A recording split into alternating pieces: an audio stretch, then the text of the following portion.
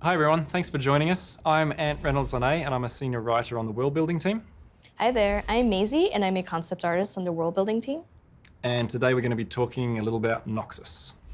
Noxus is a massive, massive, expansionist, aggressive empire. It's constantly moving its borders out. It's actually one of the biggest empires in Runeterra, as well as one of the oldest. It's also one of the most culturally inclusive places. They're constantly bringing more people into the empire, which to them adds strength to the empire. Traditionally, Noxus has always been portrayed as the bad guys or the evil faction. So today we'd like to take a closer look at them and to dive into some of the nuances and details that make up the empire. Noxus is situated on land that's very arid and devoid of resources, which makes it hard for them to grow any crops. And because it's so hard for them to sustain themselves, they've taken to expanding outwards and conquering other nations. So at the heart of Noxus, the capital, is actually built around an ancient fortress called the Immortal Bastion. So the Immortal Bastion was actually a castle that was built by Mordekaiser way, way, way in the past. He was a tyrant, and all these different barbarian tribes that lived in the area actually combined their forces to overthrow him. And once they finally overthrew him, they took the Immortal Bastion as their own, and that is what started the Noxian Empire. So Noxus is truly huge. It's expanded in all sorts of different areas. So in the north, it's expanded up towards the Freljord, pushing into the Freljord up there. In the south, it's pushed into Shurima. It's actually taken over a whole bunch of the northern Shuriman cities. It hasn't taken on Piltover or Zorn yet. It's neutral with those guys. It uses that as a trade port, but you can tell that in the future they might be taking a bit more interest there. To the east, they had an attack against Ionia, but that did not go so well. But you know it's only a matter of time before they try and push their border back out that way. So Noxus doesn't always conquer their territories violently. In many cases, some of these cities tend to want to bend the knee to Noxus because they get great benefits in trade and protection. As an example of assimilation, here's one of a northern Shuriman harbor where Noxians have, instead of taking over the city, set up this port of call and enclave where they've started to live amongst the locals and take on some of their customs. The governor of this harbor has taken to wearing Shuriman clothing even though he's from Noxus in order to gain favor with the locals. Noxians value strength over all else.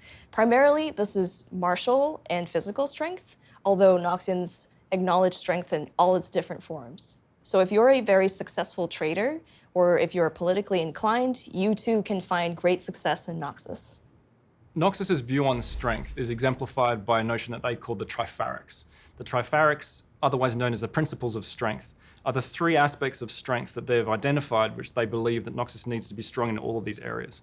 And those three areas are might, vision, and guile. Their idea is that they need to be strong in all of these, and if they're weak in one area, it can actually bring the whole of Noxus down. So the Tripharics is also the name given to the tri-leadership of Noxus. This was an idea that Swain has brought in. Rather than having a singular emperor, Noxus is actually led by three leaders, one each who represents one of those principles of strength. So you've got Swain, who represents vision. You've got Darius, who represents might, who is the leader of the military side of things, and an unnamed, sort of faceless figure who represents guile. Now, one of the ideas with this concept is that a single emperor can always be fallible and could bring Noxus down. But if you've got three leaders there, they can each hold each other more accountable.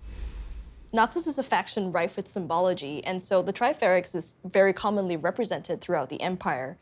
One of these instances is through the Noxian crest. If we look at the Noxian crest, the eyes represent vision, the pillars at the bottom represent might, and the blades represent guile.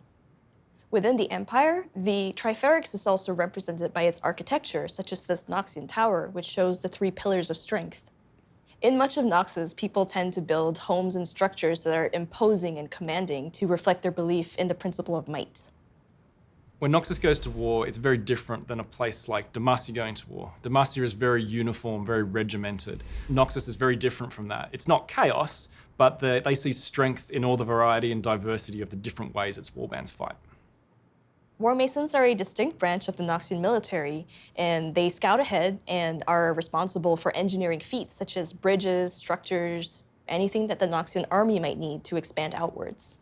Of all the warbands, the Ferrand Legion is the most elite and the most feared. It's led by Darius himself, and they're so named to reflect the core principles of Noxus. Many warriors from the other warbands would give an arm and a leg to be part of this legion. Aside from having a really large army, Noxus is also very open to experimenting with new things and constantly adapting and changing as new ideas and people flood into the Empire. So one of the new technologies that Noxus is experimenting with are black powder weapons, and they've also been taking an interest in Piltover and Zon due to the high levels of technology found there. Magic is also just regarded as just another powerful tool in their arsenal. So it's the kind of thing that they would be looking for different mages to bring into Noxus to hone their powers for the betterment and strength of Noxus. It's the kind of place where they might embrace things that other cultures might have a few more taboos around. As an example of that is like bringing Scion back. They would just see this as a great thing for Noxus because he's this powerful warlord. Other people might be like, I don't know if you should be doing that. Noxus also makes use of a lot of creatures throughout the Empire, whether it's in their war efforts or in their civilian life. So, for example, they might have living battering rams or beasts of burden that pull their war machines. And in daily life, they might have a drakehound, especially if they're rich and noble, as a display of wealth and power.